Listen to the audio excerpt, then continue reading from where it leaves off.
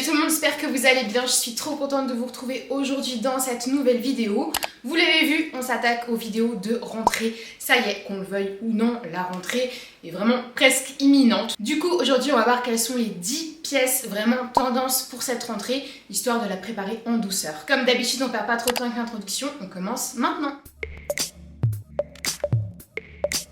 Première pièce tendance que j'ai retrouvée et qui va être très présente pour cette rentrée, c'est le top en dénime. On le retrouve déjà actuellement et ça va être très présent pour l'automne. Premièrement dans sa version vintage Y2K en forme bustier. C'est quelque chose vraiment que les marques sont toutes en train de sortir actuellement. Donc si jamais ça vous intéresse, je vais vous poster des idées de pièces à porter par exemple avec un pantalon plus classique, esprit costume, pour contraster les styles. Ça peut faire vraiment des super tenues de demi-saison. Sinon, version plus classique et peut-être plus durable, on aura des formes blouses et des formes chemises. On l'a vu, le total look denim, en ce moment, c'est quelque chose qui marche beaucoup. Également avec les vestes denim très 80-90, toujours dans cet esprit assez rétro. Voilà, c'est une idée de tenue qui marchera très bien pour la rentrée et pour la demi-saison, à agrémenter avec différents accessoires et à personnaliser en fonction des formes qui vous plaisent. Moi, personnellement, j'adore, ça fait partie de mes tendances préférées. Deuxième tendance qu'on a repérée entre autres chez Valentino et chez Copernic,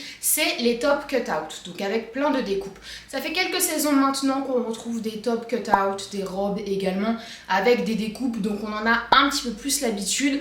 On va jouer sur des effets d'asymétrie, on va jouer sur différentes largeurs de bretelles, tout ça pour partir d'un top assez basique, voire d'un body assez basique qu'on va venir twister de par la forme et de par des petits détails à même la matière. Voilà, ça prend pas énormément de place. Après, c'est sûrement un style qui plaira pas à tout le monde. Mais par exemple, on mise sur un body en asymétrie avec un pantalon, encore une fois, plus chic, assez large comme on en retrouve beaucoup en ce moment. Et ça fait un look qui est très moderne et qui peut être très tendance également. Une petite maille asymétrique à marier avec un simple jean, ça booste un look facilement, donc pourquoi pas. On sait que les détails à même la matière, en général, c'est de la fantaisie facile, mais c'est de la fantaisie qui marche, donc ça peut être une bonne idée pour donner un petit coup de boost à ces tenues du quotidien. En troisième, une tendance que j'aime et que j'adore et qui est vraiment propice à la rentrée, un petit peu back to school, c'est la tendance des jupes écolières. Forcément, le style prépi, universitaire, c'est quelque chose dont on peut avoir envie, voilà, avec toute cette vibe de rentrée. Il y en a pour tous les goûts, dans toutes les fantaisies possibles et imaginables, que ce soit en seconde main, c'est important de le savoir, ou en collection actuelle. La jupe écolière, on va pouvoir la porter de plein de façons différentes. Je vous redirige vers des vidéos prépi que j'avais réalisées qui peuvent donner pas mal d'idées sur comment la porter. Et d'ailleurs, si ça vous intéresse que je fasse une vidéo dédiée à savoir comment porter la jupe écolière dans plein de styles différents et pourquoi pas à des âges différents, dites-le moi en commentaire et je réfléchirai pour la faire assez rapidement. En quatrième, une tendance qui ne devrait pas forcément en être une, mais comme quoi les maisons de luxe peuvent parfois vouloir faire un retour aux basiques et aux intemporels de la garde-robe. On a vu dans les collections Préfol énormément de débardeurs blancs. On en a retrouvé entre autres chez Prada, chez Chloé ou chez Bottega Veneta. Le débardeur blanc comme page blanche dans une tenue qu'on va pouvoir marier avec des pièces plus exubérantes ou alors qu'on va marier avec d'autres pièces intemporelles pour une garde-robe plus minimaliste, plus responsable. De préférence, si jamais on adopte cette pièce, je vous conseille de vous pencher vers une pièce de bonne qualité. Le débardeur blanc étant vraiment un basique de la garde-robe, il vaut mieux que ce soit dans un bon coton, bien sourcé, bien produit pour qu'il soit durable. Les basiques c'est bien, de meilleure qualité c'est mieux, ça nous évite d'en racheter tout le temps et ça nous évite de faire un gâchis monstre. Donc voilà, il y aura tout plein d'idées de tenues pour le débardeur blanc, pourquoi pas avec du cuir pour contraster le côté trop basique de la pièce, pantalon en cuir un petit peu large, jupe en cuir, short en cuir, pourquoi pas, un simple dénime ou alors un dénime avec une fantaisie, un dénime large, plus moderne. Franchement, ça s'adapte à tout le monde, c'est une pièce qui est simple, qui est très accessible et qu'on a repropulsé voilà, sur le devant de la scène mode comme étant une pièce tendance. En cinquième, une tendance chaussure qu'on a retrouvée chez Copernic, chez Courrèges ou chez Givenchy. C'est une tendance chaussure qui pour moi va plutôt s'installer sur fin septembre, début octobre, quand on va vraiment commencer à rentrer dans l'automne et dans des jours un petit peu plus frais. On a un retour de la cuissarde. On n'est plus tellement sur la cuissarde telle qu'on l'entendait il y a 2-3 ans, assez fitée, andin, plutôt classique.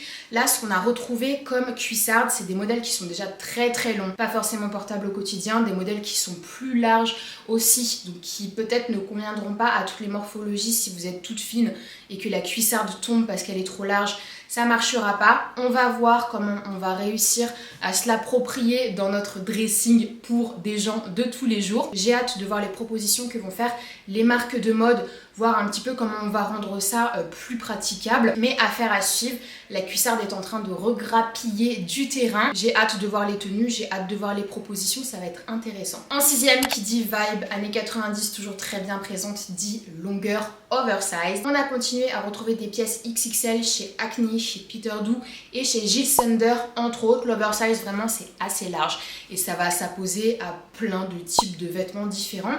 En général, on vient jouer sur de l'oversize pour casser des pièces classiques. Par exemple, un blazer ajusté qui aura un rendu classique aura un rendu beaucoup plus moderne, version oversize. Idem pour un bomber, idem pour un jean. Donc on va s'amuser sur des contrastes de volume. Il y a plein d'idées très intéressantes parce que c'est vrai que c'est une tendance qui commence à courir depuis quelques saisons maintenant. Je trouve que c'est parfait en automne parce qu'on s'amuse beaucoup avec des vestes de demi-saison. Donc au niveau des volumes, ça peut être la bonne saison pour s'éclater à ce sujet-là. Voilà, il y aura tout plein d'options. Je vous conseille de prendre de l'inspiration sur Pinterest, histoire de voir si ça vous plaît et comment vous pouvez l'adapter à votre propre dressing. Voilà, moi c'est une tendance que j'aime bien et que je trouve facile à adapter à tout le monde. Donc pourquoi pas. En septième, j'en parlais justement, on a la tendance de la veste de mi-saison bomber.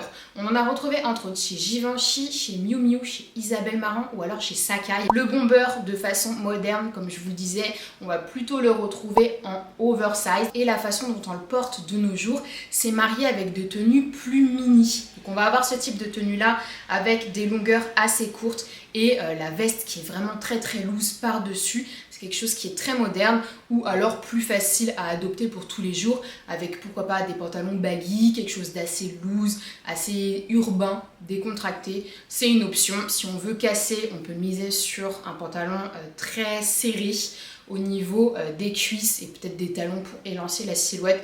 Voilà, il y a toujours tout plein d'options. Je vais vous afficher des idées pour vous inspirer. Moi, j'aime énormément cette tendance-là et le fait que ce soit en oversize, je trouve que ça donne plus de possibilités en termes de tenue. Donc, j'adore. En huitième, une petite tendance hyper sympa dont je voulais vous parler, c'est la tendance du pantalon en lamé. Vous savez, cette matière un petit peu métallisée, très brillante, qui pourrait ressembler au cuir de par la texture, mais qui n'en est pas. On a retrouvé pas mal de pantalons dans cet esprit-là récemment, que ce soit dans des couleurs donc métallisées, argentées, dorées, ou alors que ce soit dans des couleurs plus riches telles que du fuchsia ou même du vert. C'est un parti pris. Le résultat est que on a vraiment un pantalon ultra fantasy. On vient le marier à la demi-saison avec un simple t-shirt noir, blanc, peu importe, très basique avec une paire de baskets. Et là, on a un look complètement en contraste, mais un petit peu fou et calmé par les pièces plus indémodables qu'on aura ajoutées autour. Franchement, c'est incroyable. J'ai aussi vu des tenues plus chics avec des chemises et des talons. Donc ça va vraiment convenir à différents âges. Franchement, je vous conseille de vous pencher vers ce type de pièces-là. Moi, ça m'intrigue énormément. Et je serais plutôt d'avis de la tester. C'est vrai que souvent on dirige plus la fantaisie vers les hauts ou vers les robes et pas souvent vers les pantalons. Là c'est vraiment l'occasion de choisir une matière qui change et qui apporte un vrai plus à la tenue. Ça peut être vraiment une idée de tenue canon pour la rentrée, donc à méditer. En neuvième, c'est un accessoire cette fois-ci, c'est un accessoire qui est très important au niveau du styling ces derniers temps. On l'a retrouvé entre autres chez Dolce & Gabbana, chez Gucci ou encore chez Louis Vuitton, c'est la cravate. Plébiscité pour des looks un petit peu prépi, plébiscité pour le retour à la mode des années 70. On en a vu dans beaucoup de défilés, on les voit beaucoup dans des éditos. C'est parfait pour des looks un petit peu unisexes, non genrés. Personnellement, c'est un accessoire que je trouve on a laissé trop longtemps au placard et qui fait des tenues incroyables, qu'on soit un homme ou une femme. Franchement, il n'y a pas de distinguo. Moi, je les porte assez facilement dans un esprit prépi premier degré avec jupe écolière et blazer oversize par-dessus, ou alors sur une chemise avec un pull col V aussi et un petit pantalon, un petit jean flair, ou alors on peut moderniser avec un pantalon baggy pour pas être dans le 70 premier degré. Voilà, ça fait des looks incroyables, ça peut être très bien pour l'école si on l'assume, ça peut être très bien pour le travail aussi, sans être premier degré pour autant dans un look formel, ça reste très moderne, très tendance et facile à décaler. J'adore. Dites-moi ce que vous en pensez. Franchement, je pense qu'on va retrouver beaucoup de looks en demi-saison avec des cravates. Affaire à suivre. La 10e et dernière tendance dont je voulais parler avec vous pour cette rentrée, c'est encore une fois un accessoire. C'est un accessoire cheveux et je vous en parlais dans ma vidéo sur les tendances coiffure du moment. C'est le bandeau. Il est revenu de deux façons. Premièrement, années 90 dans des versions jersey qu'on va retrouver dans des couleurs simples ou alors dans des couleurs plus flashy pour booster son look. Moi j'en ai en noir et non seulement c'est pratique quand on veut garder les cheveux détachés mais un petit peu les dégager et puis en plus de ça c'est assez sympa. Et version plus chic, années 60-70, on le retrouve dans des versions soyeuses, que ce soit des bandeaux soyeux ou que ce soit des petites cravates qu'on vient de nouer sur l'arrière, qu'elles soient unies, qu'elles soient imprimées et fait un petit peu foulard, c'est extrêmement chic, ça vient habiller n'importe quelle tenue. Si vous avez la version soyeuse avec une petite blouse blanche et un jean, franchement c'est du meilleur effet.